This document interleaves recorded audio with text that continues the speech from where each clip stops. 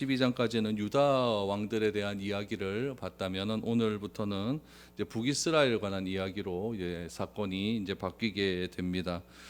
우리 북이스라엘은 오므리 왕조가 중요하죠. 아합으로 대표되는 오므리 왕조. 그 오므리 왕조를 무너뜨린 사람이 예후라고 하는 사람입니다. 그래서 예후 왕조가 시작이 되었습니다.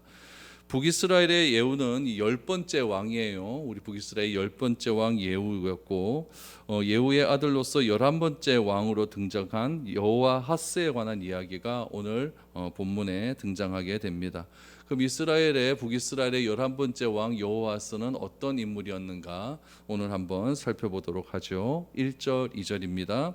유다 왕 아하시아의 아들 요아스의 제23년에 예후의 아들 요아스가 사마리아에서 이스라엘 왕이 되어 17년간 다스리며 여호와 보시기에 악을 행하며 이스라엘에게 범죄한 느밧의 아들 여로보암의 죄를 따라가고 거기서 떠나지 아니하였으므로라고 합니다.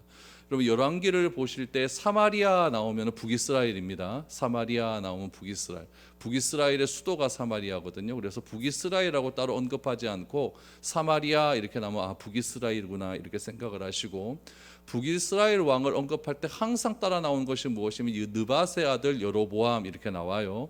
여로보암은 북이스라엘의 첫 번째 왕입니다. 근데 첫 번째 왕이 아주 굉장히 나쁜 왕이었거든요. 그래서 이 첫 번째 왕이었던 여로보암의 길로 갔다라고 하는 것은 하나님을 섬기지 않고 이 여로보암이 북쪽에 단, 남쪽에 베델에다가 금송아지를 만들어 놓고 거기에서 북이스라엘 사람들로 하여금 예배드려라라고 했거든요.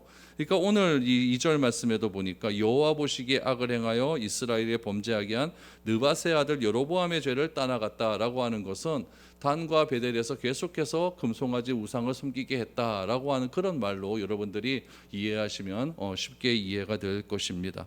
오늘 이 북이스라엘의 11번째 왕 여호아스 어떤 삶을 살았는가? 여호아스는 북이스라엘을 여러분 17년간 다스렸어요. 꽤 오래 다스렸죠. 짧지 않은 시간입니다. 17년간 왕위에 있으면서 북이스라엘의 초대 왕이었던 여로보암의 길을 계속해서 따라갔다라고 간단하게 언급을 하고 있습니다. 여호아스의 통치 기간 중 북이스라엘은요 우상 숭배의 관습에 계속해서 젖어 있었고 도덕적으로 굉장히 부패한 시간을 보내고 있었습니다. 왕이 지금 계속해서 바뀌지 않습니까? 왕이 바뀌고 있지만은 왕만 바뀌었지 변한 것은 하나도 없는 겁니다. 왕만 계속해서 쿠데타로 바뀌고 또 자기 아버지 뒤에서 왕이 또 아들이 새롭게 왕이 되었지만은 이 북이스라엘은 한 번도 느밧의 아들 여로보암의 길을 떠난 적이 없었다. 그러니까 단과 베델에서 금송아지를 섬기는 일이 떠난 일이 없었다라고 계속해서 성경은 이야기하고 있는 겁니다. 이렇게 반복적인 이 죄가 계속적으로 일어나고 있는데 오늘 우리 말씀을 통해서 이런 반복적인 죄가 왜 자꾸 이렇게 일어나는가 그 이유를 우리가 한번 살펴보아야 됩니다. 이 반복적인 죄의 순환이 우리에게 어쩌면 지루함을 줄 수도 있어요. 이 열왕기를 보면 계속 북이스라엘은 계속해서 여로보암의 길로 가고 있고 또 남유다에도 더 선한 왕이 별로 없거든요. 남유다에도 선한 왕이 없고 계속해서 악한 왕들만 자꾸 등장을 하다 보니까 북이스라엘 남북 이스라엘의 역사가 다 죄에 대한 역사가 아닌가 이렇게 생각할 수가 있지만 여러분 이것은 우리의 삶의 반복에 우리도 이 죄의 반복적인 삶을 살아가고 있다라고 하는 점에서 우리의 삶을 되돌아봐야 됩니다. 우리도 늘 언제나 죄를 짓고 살아가고 있지 않습니까? 마찬가지로 이스라엘도 늘 언제나 이렇게 죄를 짓고 살아간다라는 것을 알게 되는 거예요. 인간이라는 존재가 어떻습니까? 죄 때문에 어려운 일을 당하게 되면 여러분 어떻게 합니까?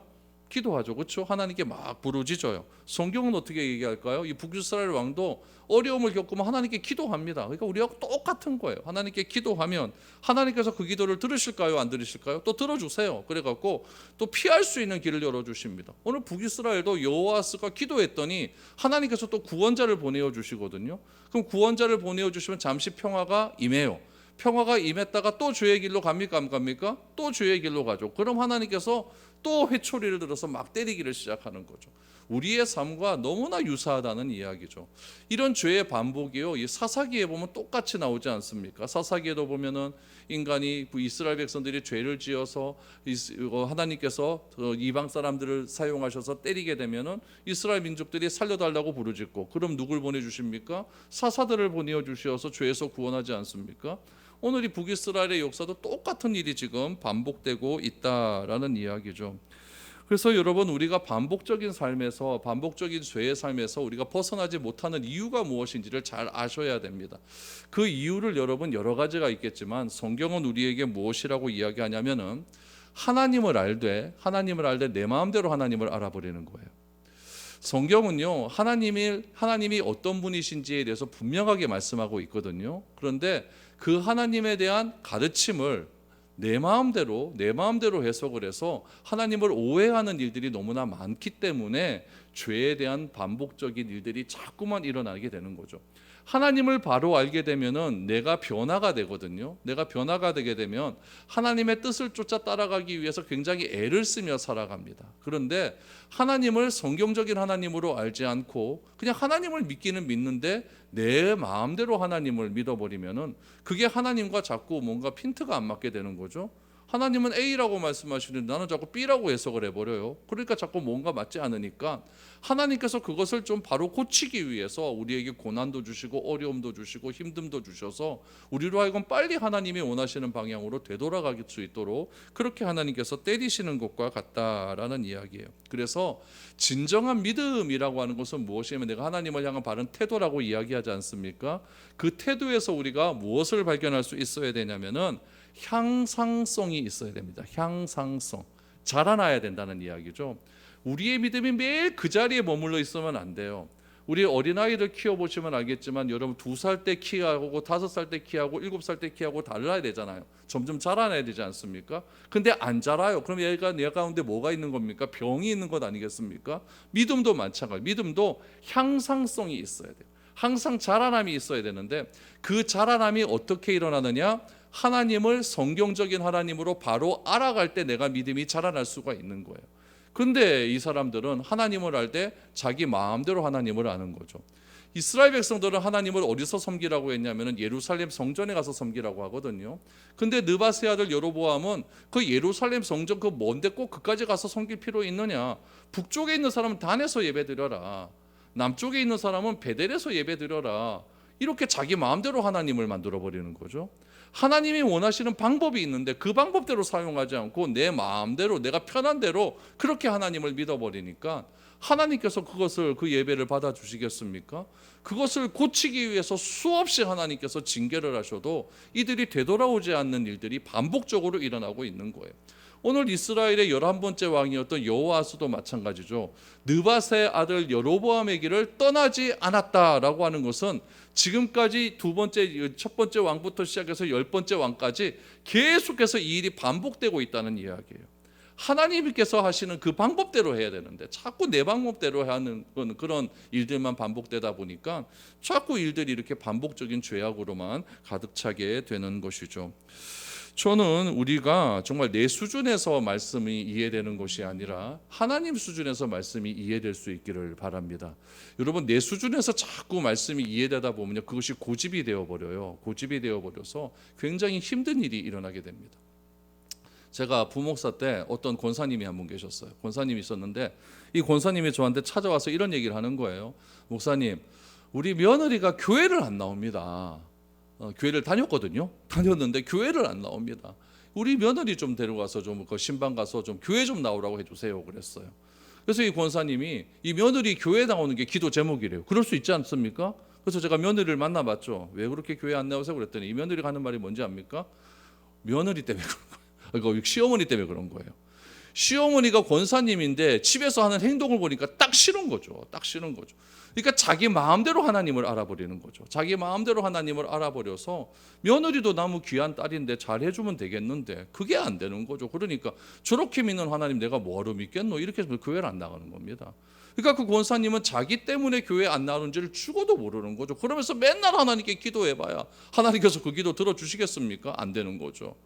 그래서 우리는 늘 언제나 내가 맞다고 하는 그 신앙생활이 어쩌면 타인에게 방해가 될 수 있다. 신앙생활하는데 방해가 될 수 있다라는 거예요.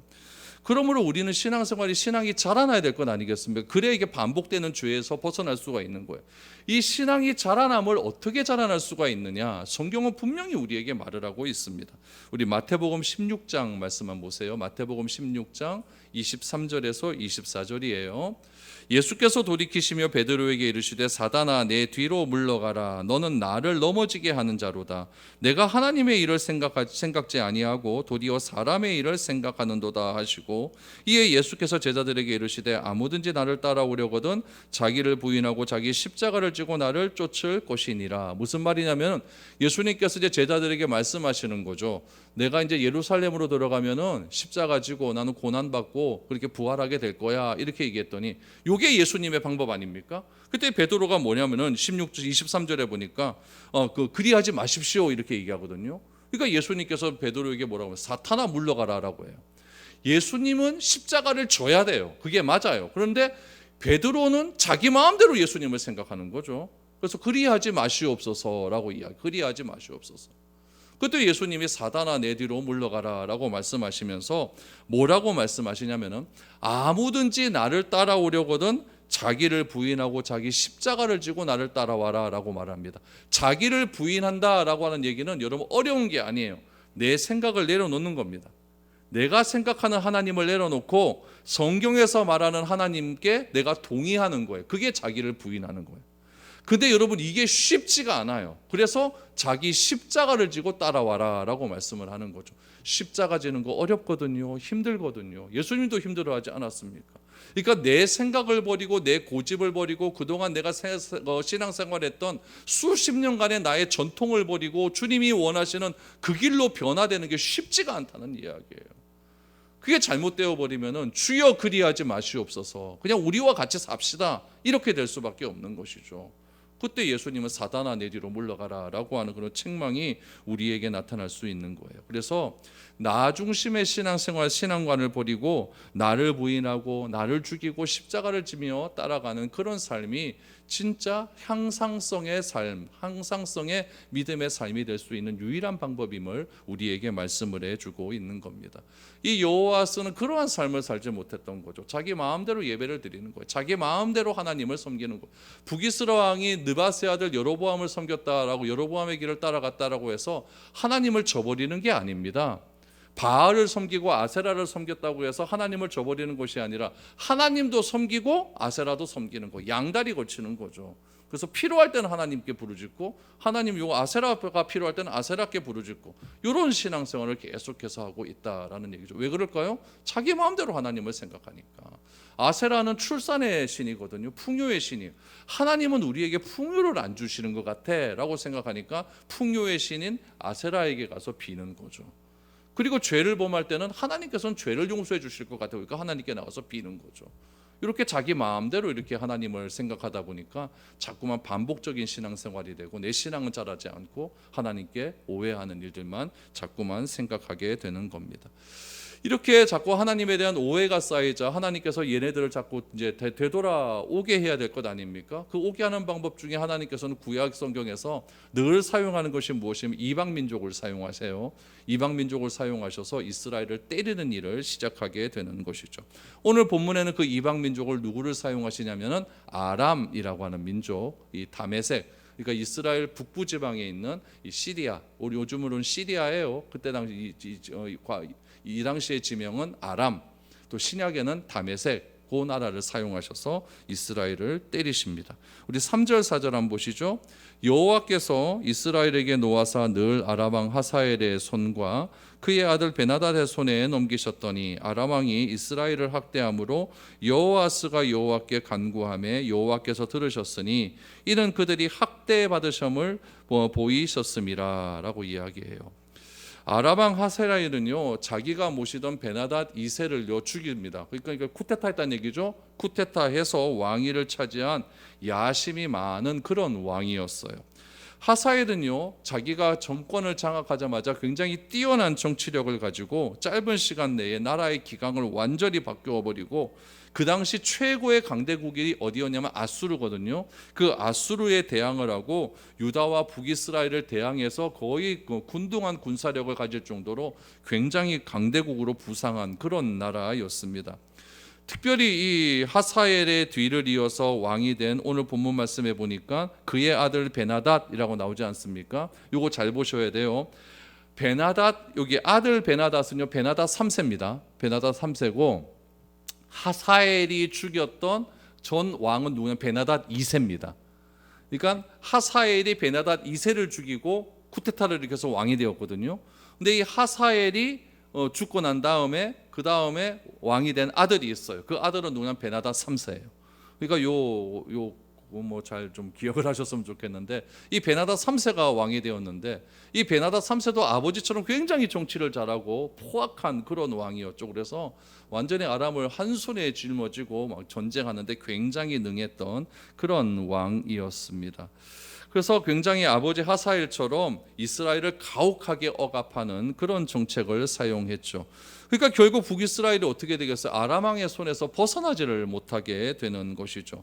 국력은 쇠약해지고 여러분 정점 북이스라엘이 사는 것이 어렵게 되는 겁니다. 이건 여러 가지 국제 정세에도 이유가 있기 때문에 성경은 딱 하나밖에 없어요. 하나님을 제대로 섬기지 못했기 때문에 우상 숭배다라고 이렇게 성경은 이야기하고 있는 것입니다. 이처럼 북이스라엘이 우상 숭배의 죄에서 벗어나지 못하는 이유는 딱 하나밖에 없어요. 익숙한 것 때문에 그래요. 우리는요, 새로운 것에 대한 조금 부담감을 느낄 때가 많습니다. 뭐가 편하냐면 익숙한 게 편해요. 익숙한 사람이 편하고 오래 만났던 사람이 편하지, 새로운 사람과 말하고 이야기하는데 굉장히 오랜 시간이 걸립니다. 이건 뭐냐면은 익숙하지 않은 것에 대한 불편함이 우리에게 있기 때문에 그래요.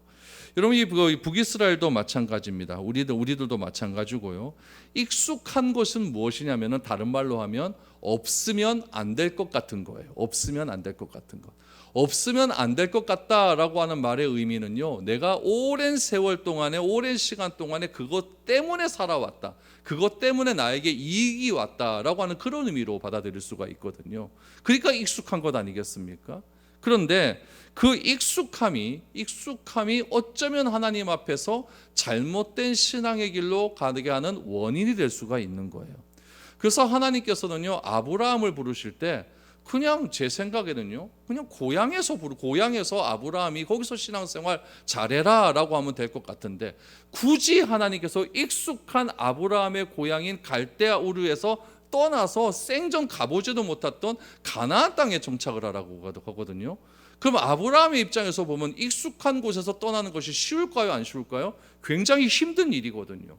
근데 그 익숙함에서 떠나서 어디로 가냐면 새로운 땅, 하나님께서 원하시는 땅으로 정착을 하는 거죠.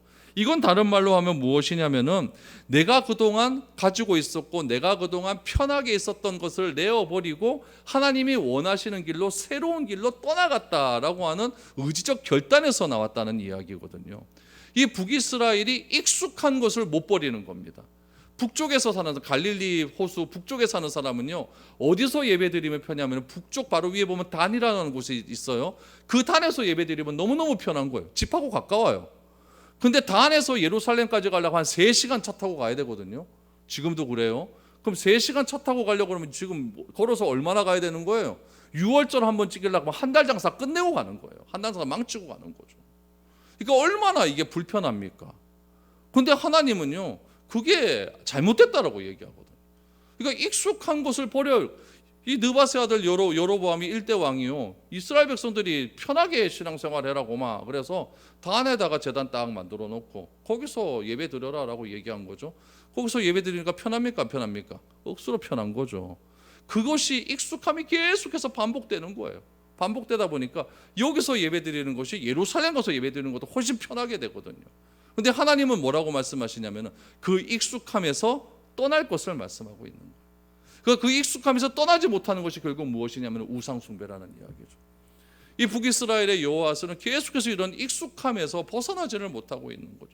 그래서 하나님께서 아람을 들어서 완전히 북이스라엘을 괴롭히기를 시작하고 있는 것이에요.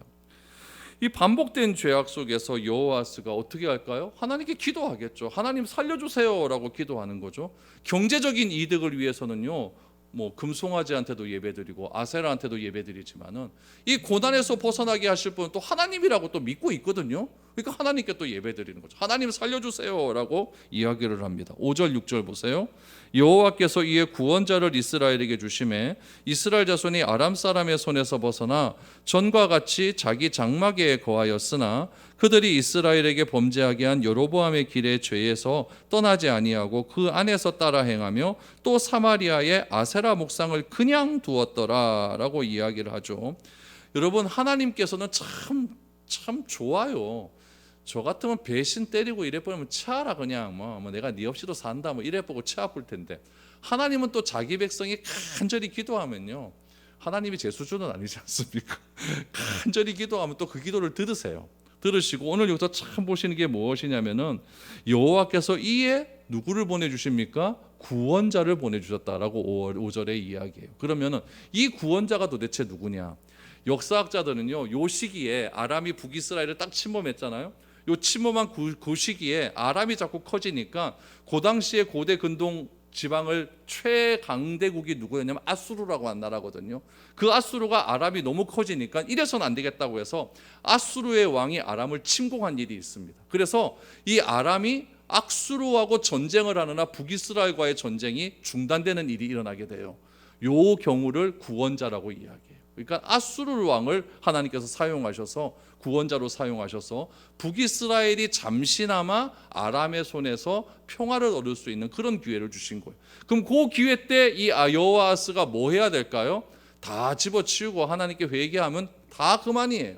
근데 얘네들이 뭘 하는가 보십시오. 5절에 보니까 그들이 이스라엘에게 범죄하게 한 여호와의 집의 죄에서 떠나지도 않고 사마리아에 무엇을 버리지 않았다? 아세라상을 버리지도 않았다라고 분명하게 이야기를 하고 있는 겁니다. 하나님은 우리가 부르짖을 때 하나님께서는 우리의 고난과 고통을 멈추게도 하실 수 있는 분이시고, 여러분, 그 고난을 멈추게 하실 수 있는 분이라고 하면 고난을 줄 수도 있다 없다? 있다는 이야기죠. 오늘날 여러분 일어나는 국제 정세를 한번 보세요. 뭐 이란 맨날 뭐 난리 나지 않습니까? 제가 그저께 기름을 넣었거든요. 기름을 넣었는데 오늘 이제 교회 오다가 주유소를 딱 보니까 어제 기름값보다 리터당 100원이 올랐더라고요. 야, 이게 영향을 받는구나 이런 생각이 드는 거죠. 여러분, 이런 전쟁의 영향이 우리나라에도 그대로 지금 미치고 있지 않습니까? 우리가 안 믿는다면 모르지만, 우리가 하나님을 모른다고 하면 모르지만 믿는 백성이 우리나라에 얼마나 많습니까? 29%가 지금 그리스도, 지금 하나님을 믿는 그런 나라인데, 하나님께서 부르신 백성이 많은 나라인데 하나님께서 부르신 곳에 우리가 머물러 있지 못하고 자꾸만 반복적인 죄악으로 묶여져 있을 때 하나님께서는 어떻게 하실까? 우리를 흔들어 깨우신다는 이야기예요. 우리가 돌이키지 않으면 계속해서 악순환은 반복될 수밖에 없다는 이야기입니다. 인류의 역사는 딴 게 아니에요. 악순환의 반복입니다. 죄 짓고 하나님께 부르짖으면 하나님께서 구원자 보내주시고 잠시 평화 있다가 또 죄 짓고 계속 이거의 반복인 거예요. 그러니까 악의 반복 속에서 우리가 떠나야 될 갈대아 우르가 무엇인가, 내가 버려야 할 익숙함이 무엇인가, 이것을 여러분 잘 기억해야 되는 겁니다.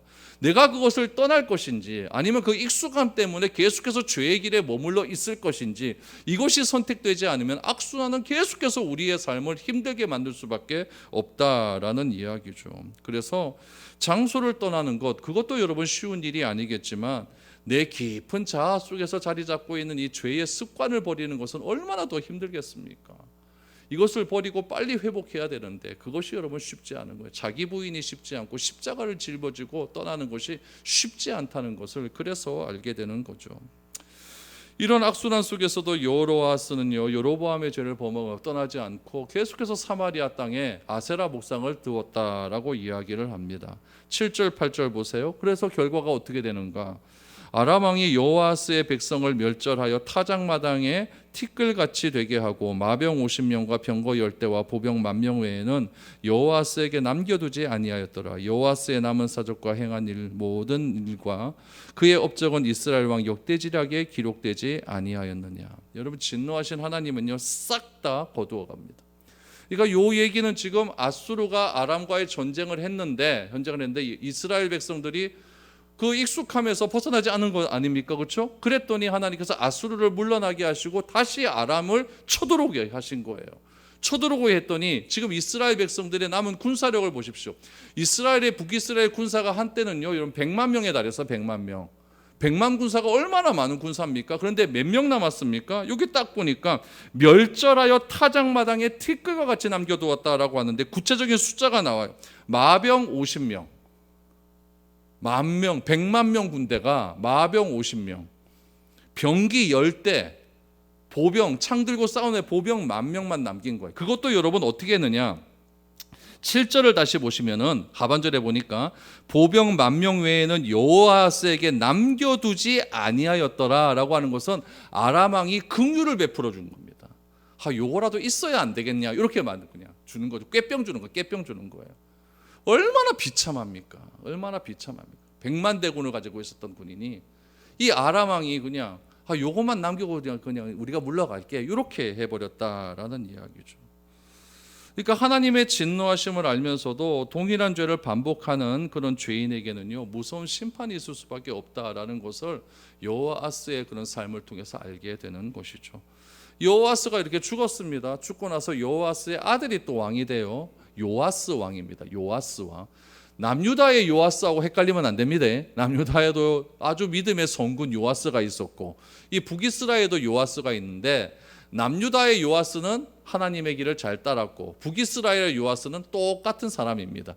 오늘 그 이야기가 9절에서 11절에 나와요. 여호아스가 그의 조상들과 함께 잠에 사마리아에 장사되고 그의 아들 요아스가 대신하여 왕이 되니, 요아스가 왕이 되었을 때 남유다의 왕도 누굽니까? 요아스예요. 요아스인데 요아스 몇 년? 제 37년이니까 요아스, 남유다의 요아스 말기 때 북이스라엘 요아스가 딱 등극을 하게 되었다라는 것을 이렇게 지금 크로스로 보여주고 있는 거예요.